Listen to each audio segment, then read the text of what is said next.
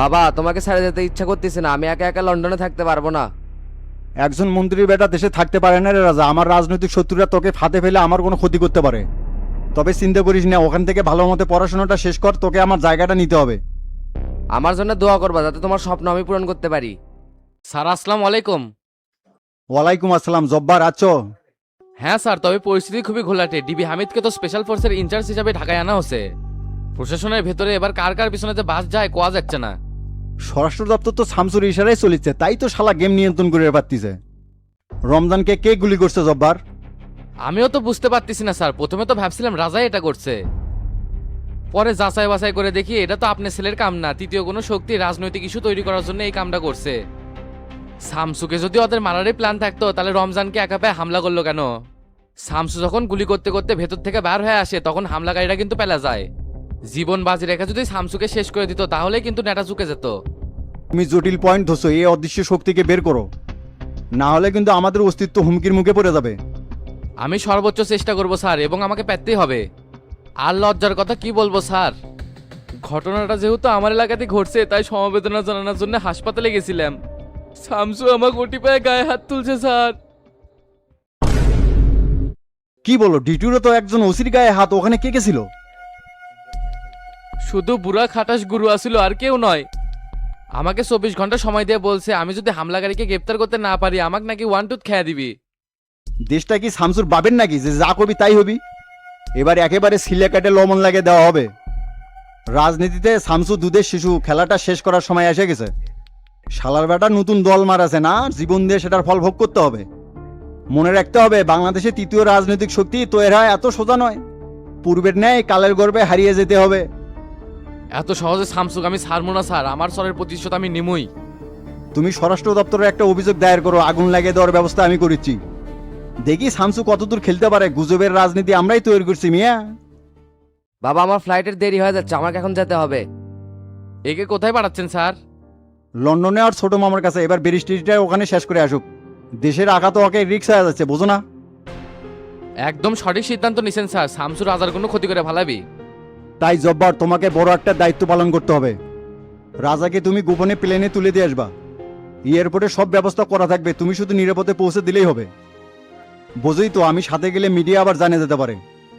আপনি একদম নিশ্চিন্তে থাকেন স্যার, রাজার কোনো চুল পরিমাণ ক্ষতি হতে দিব না। তাহলে রাজা চলো আমরা রওনা দিই। আচ্ছা চলেন বাবা, আমি চলে গেলাম। দোয়া করি আল্লাহ যেন তোকে নিরাপদে লন্ডন পৌঁছে দেয়। জব্বার খুব সাবধানে, আমার একমাত্র ছেলে। Okay sir.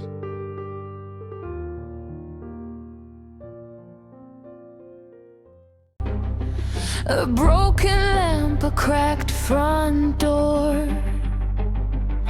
Shadows stretch where secrets hide. Sir বলেন কি সেবা করতে পারি? এখানে অফিসারের ক্যাটাগরি অনুসারে সুস্বাদু খাবার পরিবেশন করা হয়। তে আপনার র্যাঙ্ক কি? দালালির গোয়ালঘর খুলছেন মিয়া, তলে তলে স্বার্থ কি বলেন তো? আসলে হোটেলে কি চলিচ্ছে বলেন তো? এত কঠিন করে বললে তো ভয় লাগে স্যার, আমরা সরকারি লাইসেন্স নিয়ে ব্যবসা করিচ্ছি। সরকার লাইসেন্স দিচ্ছে ভালোভাবে ব্যবসা করার জন্যে, তে রাত্রেবেলা হাউজি আর নাইট ক্লাব চলে কেন? আর শহরে যত টাউট বাটপাররা এখানে এসে জড়ো হয়, সরকার কি সেই অনুমতি দিচ্ছে নাকি? স্যার এটা হাজি সিদ্দিকের বার, এখানে ভূগোল বোঝায় লাভ নাই, আপনি ফোটেন তো। আপনার কথা শুনে তো ভয় লাগিচ্ছে। এই ভাই আপনি একটু বাইরে বাড়ান তো। বাইরে যাওয়া লাগবে কি, কানির টেবিলে যায় বসেন, মাথা ঠান্ডা করে দিচ্ছে। এখানে অযথা ঝামেলা করলে কিন্তু ক্ষতি আপনারই হবে। ও সোনা ভাই, ভুল হয়ে গেছে, বাঘের গুহায় হাত দিয়ে ভালাছি, আপনি একটু বাইরে বাড়ান না। দেখেন এই হোটেলে এসে আলগা পুলিশগিরি দেখালে কিন্তু হবে না, এটি এসপি ওসি এসে সময় দেয়।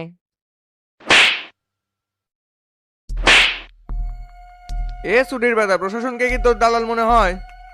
ধরে নিয়ে যায় যখন জুত মতো বানাবো না তখন হাজি সিদ্দিক আমার ভালো ছিঁড়ে পারবি না। স্যার আমার তো কোনো দোষ নাই, আমি এটি খালি চাকরি করি। এখানে কি হয় না হয় তার সাথে আমার কোনো দায়ভার নাই। তোর বাড়ি কোনটি রে, আর তোর নাম কি? আমার নাম সুমন, বাড়ি মনতলি বাজার, শান্তির হাট। 1 বছর হলো এই হোটেলে ম্যানেজার পদে চাকরি করিচ্ছি। বিশ্বাস করেন এটি পেটের দায়ে চাকরি করি, এটি কি হয় না হয় সেটা কেমনে কমো। যদি ব্যস্ত চাস তাহলে আমার কথা মতো চলতে হবে, পারবি? আপনার সোর্স হতে বলতেছেন? হ্যাঁ সেটাই, প্রস্টিটিউট পাড়ার ইনফরমার হতে হবে। এখানে শহরের সকল ভিলেনদের মিলন মেলা বসে, তাদের তথ্য তুই দিতে পারবি না? এটা তো সামান্য কাম স্যার, করা যাবে নি। স্যার আমার মা ছোটবেলাতে করছিল গোয়েন্দা হ, কিন্তু ভাগ্যক্রমে হবার পারিনি। গোয়েন্দা না হবার পারি, আপনার কারণে তো ইনফরমার হবার পারমো। আচ্ছা, গতকাল রাতে তোদের হোটেলের সামনে ল্যান্ড ক্রুজার একটা গাড়ি এসে থামে, সেখান থেকে 5 জন মুখোশ পরা লোক ভেতরে ঢোকে। হ্যাঁ স্যার, মনে পড়ছে, অগরে একজন এটি বসে আসিল, তবে মাস্ক পরা আসিল তো এই জন্য চিনতে পারিনি। পরে ওরা তো আর দেরি করেনি, ওই লোকের সাথে নিয়ে সঙ্গে সঙ্গে বের হয়ে যায়। তুমি কাউকেই চিনতে পারোনি? ওরা কারা আসছিল? না স্যার, চিনতে পারিনি, এটি তো সারাদিন শয়তানগুলা পালা হয়। হোটেলটা তো পুরান ঢাকার 7 স্টার গ্রুপ চালাচ্ছে। তার মানে ওরাই ছিল, এমনও তো হতে পারে। না স্যার, ওরা হলে তো মাস্ক পরা থাকলেও চিনতে পারলামনি। হোটেলের সিসি ক্যামেরা চেক করা যাবে? কন্ট্রোল রুম কোন দিকে? এটা অসম্ভব ব্যাপার স্যার, হোটেলের নিরাপত্তার কারণে ওপেন সিসি ক্যামেরা ব্যবহার করা হয় না। তবে হাজি সিদ্দিকের বেটা ইরফান বাড়ি থেকে সবকিছু নিয়ন্ত্রণ করে। রাত হলেই তো গুলশান বনানীর ধনির দুলাল দুলালিরা এটি আসে, তাই সিসি ক্যামেরা ব্যবহার এখানে সর্বোচ্চ নিষেধাজ্ঞা দেওয়া আছে। তবে ইরফান এখানে খুব কৌশলে সিসি ক্যামেরা নিয়ন্ত্রণ করছে, ভিলেনের বেটা তো এগুলা সব মানে না। তার মানে হোটেলের প্রত্যেকটা অংশে সিসি ক্যামেরা আছে। যেভাবেই হোক ফুটেজগুলো সংগ্রহ করতে হবে। তাহলে ফুটেজগুলো পাওয়ার বুদ্ধি কি? এই হোটেলে কোনো কন্ট্রোল রুম নাই স্যার, সেই জন্য ফুটেজগুলো সংগ্রহ করা যাবে না। আর যদি করবে রসান তাহলে ইরফানের সাথে যোগাযোগ করেন, উই দিয়ে দিবিনি। ঠিক আছে, আমি তাহলে গেলাম। আর খবরদার কারোর সাথে এগুলো শেয়ার করবা না। তুমি সব সময় তথ্য দিয়ে সাহায্য করবে, মাসে তোমাকে 1000 টাকা দেওয়া হবে। তাই মনে রাখবে, এগুলা কিন্তু তোমাকে খুব সাবধানে করতে হবে। Okay sir.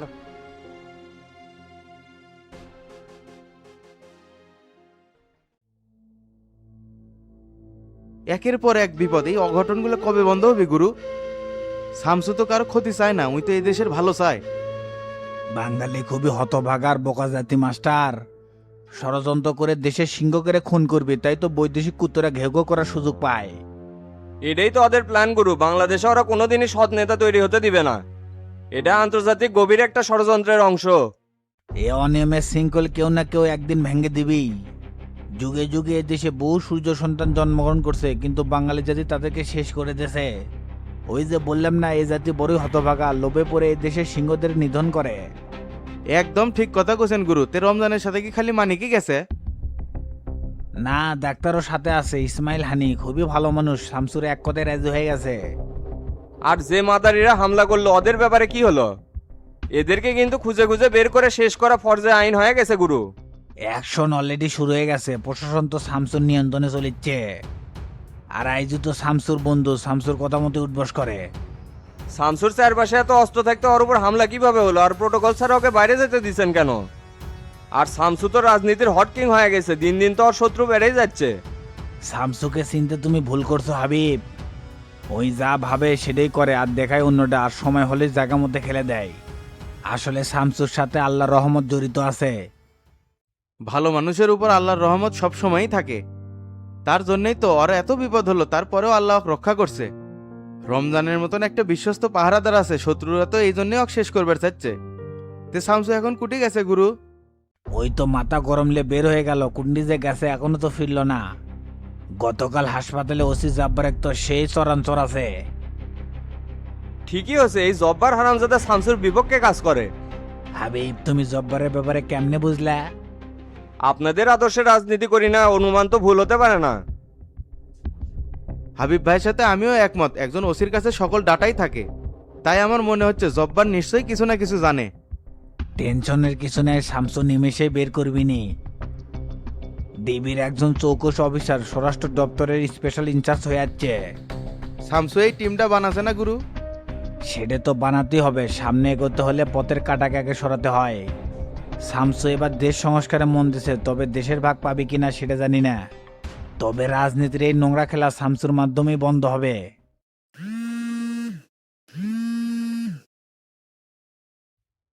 হ্যাঁ টেরা বল।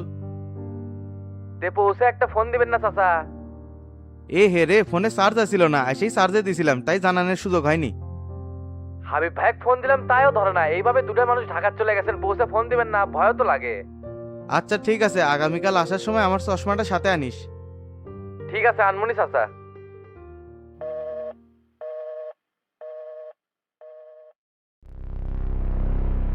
স্যার রাজধানীর 40টা পয়েন্টে আমরা সিসি ফুটেজ চেক করছি। সেই দিন রাত্রেবেলা নির্বাচন কমিশনের সামনে 8:30 একটা সাদা গাড়ি এসে থামে। 4-5 জন মুখোশ পরা অজ্ঞাত সন্ত্রাসী এসে রমজানকে অ্যাটাক করে এবং গুলি করে। রমজানের ওখানে 20 রাউন্ড গুলি বিনিময় হয়, তার মানে 10 মিনিট ধরে এই যুদ্ধ চলছে। তখনই আপনি গুলি করতে করতে ভিতর থেকে বের হয়ে আসেন আর ওরা গাড়ি নিয়ে পালা যায়। হ্যাঁ কথা ঠিক, আমি ভিতর থেকে বের হতে ওরা দ্রুত সরে পড়ে। তার মানে ওদের টার্গেট ছিল শুধু রমজান। যদি তোমাকে মারতে আসতো তাহলে হামলাটা তোমার উপরই হতো শামসু। ব্যাপারটা বাদর খেলার মতন হয়ে যাচ্ছে না ভাই? তারপর হামিদ তুমি বলতে থাকো। তারপর আমরা যেটা জানতে পারছি স্যার, গাড়িটা গুলিস্তান পার হয়ে ধলাই খালের দিকে চলে যায়। তারপর ওখানে হাজি সিদ্দিকের নিউ টাউন বার আছে না, ওখানে থেমে ভিতরে ঢুকে আবার তখনই বাইরে হয়ে চলে যায়। তে হোটেলের সিসি ক্যামেরা চেক করা হচ্ছে? না স্যার, এই বারেতে কোনো সিসি ক্যামেরাই নাই। কি বলো, হাজি সিদ্দিকের বারে সিসি ক্যামেরা থাকবে না? এটা তো মেনে নেওয়ার মতন না। সিসি ক্যামেরা তো অবশ্যই আছে স্যার, তবে আমাদের টিম গোপন সূত্রে জানতে পারছে হাজি সিদ্দিকের বেটা এটা বাড়ি থেকেই নিয়ন্ত্রণ করে। হোটেলে কোনো কন্ট্রোল রুম ছিল না, তাই সিসি ফুটেজগুলো সংগ্রহ করা যায়নি। আইসি ভাড়াটিয়া গ্রুপ মনে হচ্ছে, যে করে হোক সিসি ফুটেজগুলো সংগ্রহ করতে হবে হামিদ। তাহলে স্যার ইরফানকে ধরে আনি, পিছনে বাড়ি দিলেই সব পর করে বাইরে হয়ে আসবিনি। না না, গ্রেপ্তার করা যাবে না, এতে করে মিডিয়া ঘোলাপানিতে মাছ শিকার করতে পারে। যে রকম করেই হোক সব ফুটেজ কৌশলে হাতাতে হবে। সেলিম ভাই, আপনাকে বলছিলাম না সবার খেলা যেখানে শেষ হয় শামসুর খেলা সেখান থেকে শুরু হয়? অপেক্ষা করেন, সিসি ক্যামেরা ফুটেজ হাতানোর ব্যবস্থা করতেছি।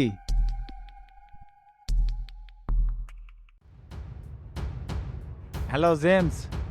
দাদা আপনাকে ফোন দিতে যাচ্ছিলাম, টাইমিং একেবারে মিলে গেছে। নজর বারবার সরে যায় কেন জেমস? শামসুর সৈনিক তো অত্যন্ত প্রহরী, যুদ্ধ করতে হবে না? আমি জায়গা মতোই আছি দাদা, আপনাকে কিন্তু ইঙ্গিত দিছিলাম যে একটা অঘটন ঘটতে পারে। এদিকে কিন্তু পিস্তল সোহেল দেশে ঢুকছে, আর কাইল্লা পলাশ কিন্তু পরশুদিন জামিনে বেরোছে। আপনার উপর কে হামলা করছে এটা বের করতে আমাকে আরো 2 দিন সময় দিতে হবে। ঠিক আছে, সময় দিলাম, তুমি লেগে থাকো। আর শোনো, হাজি সিদ্দিকের বেটা ইরফান সিদ্দিকের ফোন হ্যাক করতে হবে। 15 তারিখে রাতে নিউটন হোটেলের রাত 8টা থেকে 9টা পর্যন্ত যত ফুটেজ আছে সব সংগ্রহ করো। আচ্ছা ঠিক আছে, আমাকে 2 ঘন্টা সময় দেন, আমি সংগ্রহ করে দিচ্ছি।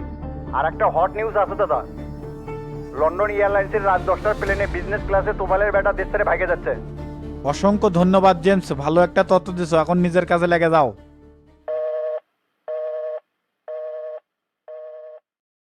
কি হচ্ছে শামসু, কে ভাগে যাচ্ছে? তোফাইলের বেটা দেশ থেকে পালিয়ে যাচ্ছে, রাত 10টার দিকে লন্ডন এয়ারলাইন্সের ফ্লাইট। গেট্টু লেগে গেছে স্যার, চোরের মন পুলিশ পুলিশ, এই শালাক ধরলেই সব রহস্য জানা যাবি। এক্ষুনি যায় স্যার, আমি ধরে নিয়ে আসিচ্ছি। খুব সাবধান হামিদ, মিডিয়া যাতে কোনোভাবেই জানতে না পারে। ওকে স্যার, আমি এখনই রওনা দিচ্ছি।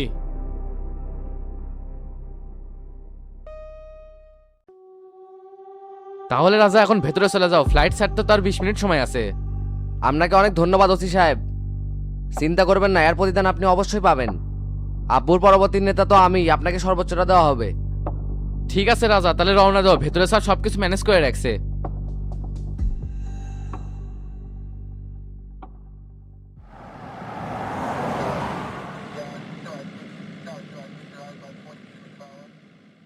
লন্ডনগামী সম্মানিত যাত্রীদের দৃষ্টি আকর্ষণ করছি, আপনাদের বহনকারী G52 20 মিনিটের মধ্যেই রওনা দেবে।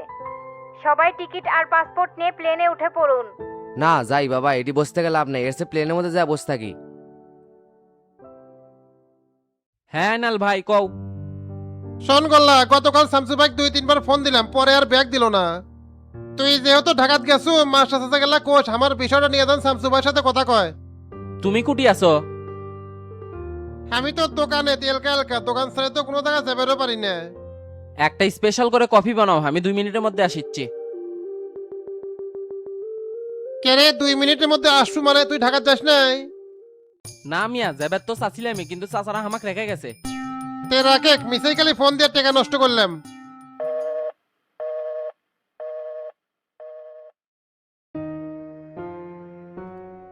যাক বাবা, ভিতরে জুত মতো বসে গেছে, এখন খালি প্লেনটা ছাড়ে দিলেই হয়। এই তো ইঞ্জিন স্টার্ট হয়ে গেছে, প্লেন ছাড়ে দিচ্ছে।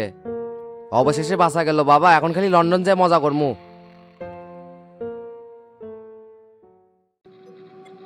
অফিসার, লন্ডন এয়ারলাইন্সের 52 কি ছেড়ে দিছে? হ্যাঁ, এই মাত্র তো ছেড়ে দিল, তা কোনো সমস্যা? ওই প্লেনে একজন মোস্ট ওয়ান্টেড ক্রিমিনাল যাচ্ছে, যেভাবেই হোক ওই প্লেনটা থামাতে হবে। আচ্ছা ঠিক আছে, আমি যোগাযোগ করতেছি।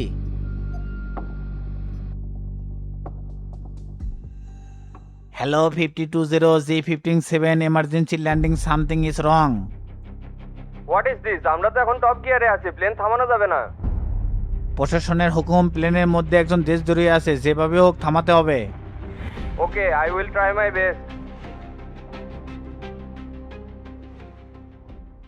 এটা মস্ত বড়, খাও দাও ফুর্তি করো। লন্ডনগামী সম্মানিত যাত্রীর উদ্দেশ্যে জানানো যাচ্ছে যে সাময়িক সমস্যার জন্য আমাদের প্লেনটি থামানো হচ্ছে।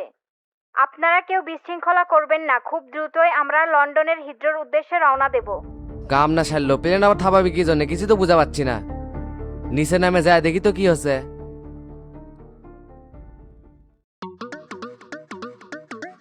চাচা আপনি এটি বসে আছেন, সে কখন থেকে আপনাকে সারা মূল্য খুঁজে বেড়াচ্ছি। বেড টেড সব রেডি করা আছে, চলেন যায় সোতা লাগবি। ঘুম তো আর ধরে না, সারাদিন কাম নাই কাজ নাই, খালি শুয়ে থাকা, খাওয়া আর ঘুম।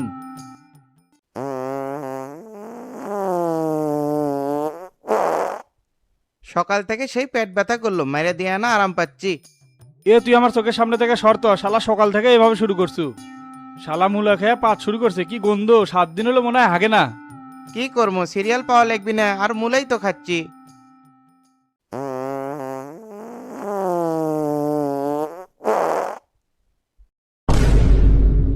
আরে সহ্য হচ্ছে না, লাকের চূড়া মনে হয় ভেঙে যাচ্ছে। কেরে হাসু কি হচ্ছে? ডিয়ারেঙ্কে বাঁচতে বাঁচতে গুন্দুকে কেসা আশেপাশে ইন্দুর টিন্দুর মরছে নাকি? থাকাই তো যাচ্ছে না। এই সুধীর বেটা হাসু একের পর এক ইরানি বোমা ছাড়িচ্ছে।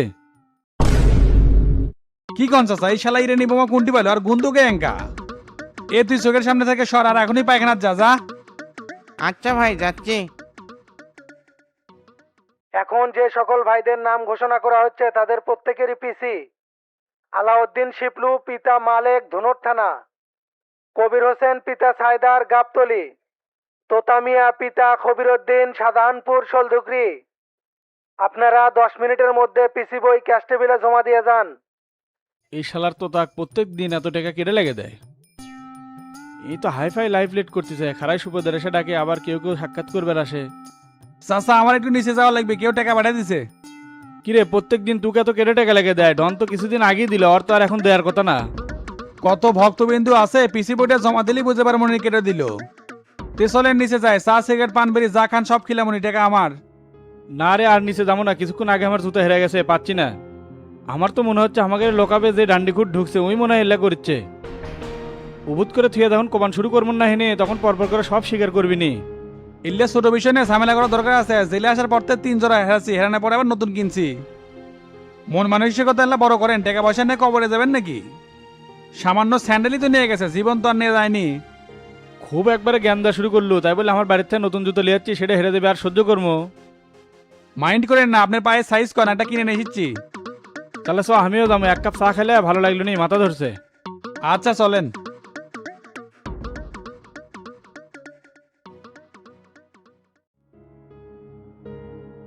আর কয়ো না ভাই, বড় আশা করছিলাম ঢাকার যাওয়ার জন্য, তা নিয়ে গেল না।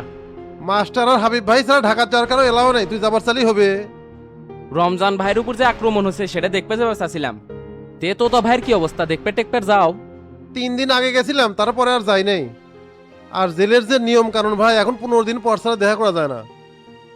মাল ছাড়লে ঠিকই দেখা করা যায়, জায়গা মতো মাল ছাড়ো না তাই। এত ঘন ঘন দেখা করে কি লাভ, খালি জামিন নিয়ে কথা কয়। নরেশ উকিলের সাথে কথা কলাম, এখনো ডেটই পাই নাই। পরিস্থিতি যা দেখেছি 6 মাসে আগে জেল থেকে বাড়া পারবি না। এলকালকে আমারও চলাফেরা করা মুশকিল হয়ে গেছে। এর মধ্যে ফটিক এলাকার মধ্যে কয়া বেড়াচ্ছে, ওর চাচারি এমপির পদগুলো হামরাই খাচ্ছে। কেসাল করবি সেই সংঘর্ষে, ঘুরতে যখন খালের মধ্যে নামা মনে তখন জিলিক কমবে নি। ভাই আপনি এনে বসে আছেন, সেই কখন থেকে আপনি খুঁজেছে নিয়ে যায়নি দেখেছেন না? মানুষের মতো কি একটা ভাব ধরে আছে, মুখ বিলাস হয় যাচ্ছে না। এ তুই এর থেকে সরছু, উঠলে কিন্তু একবার জুতো পাটা করে দিয়া বাটামু।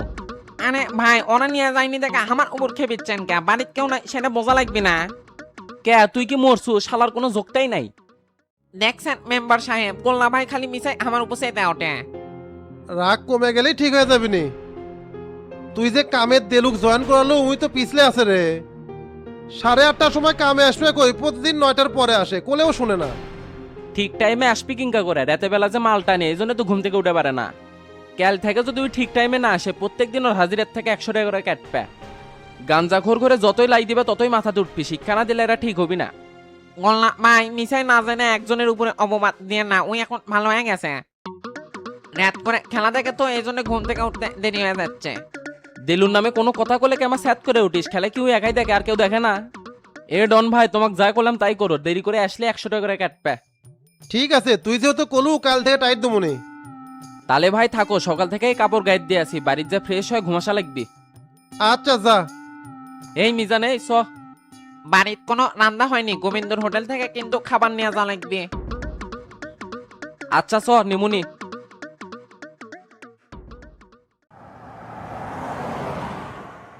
কেরে মানিক, রমজানের এখন কি অবস্থা? ওস্তাদ পরিস্থিতি খুবই খারাপ, এখনো জ্ঞান ফেরেনি। ডাক্তার বলছে 48 ঘন্টা অপেক্ষা করা লাগবে, এর আগে কিছু বলা যাচ্ছে না। তুই ঠিকঠাক মতো দেখাশোনা করিস, আল্লাহর রহমতে রমজানের কিছু হবি না। আর ডাক্তার ইসমাইল হানিক বলিস আমাকে যান ফোন দেয়। আচ্ছা ওস্তাদ কহুনিয়া, সবাই নামাজ পড়ে জানি রমজান ভাইয়ের জন্য দোয়া করে।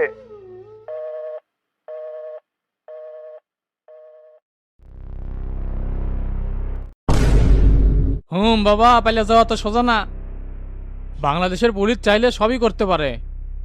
রাজা, তোমাকে রমজানের উপর হামলা করার দায়ে গ্রেপ্তার করা হলো। অফিসার, আমি কার ছেলে সেটা তো জানেন।